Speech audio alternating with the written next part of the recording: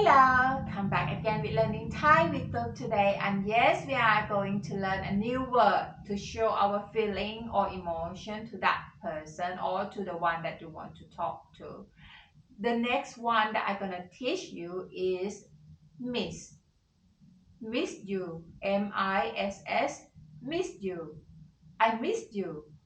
ฉันคิดถึงคุณ I miss you. ฉันคิดถึงคุณ Miss in this word we say คิดถึงคิดถึง I miss you ฉันคิดถึงคุณ or ฉันคิดถึงเธอ I miss you I is subject miss is verb and you is object I miss you ฉันคิดถึงคุณฉันคิดถึงเธอ Like I said before, you in formal way is คุณ informal way is เธอ I miss you ฉันคิดถึงคุณ or ฉันคิดถึงเธอ One more time together. Miss. M-I-S-S. Miss.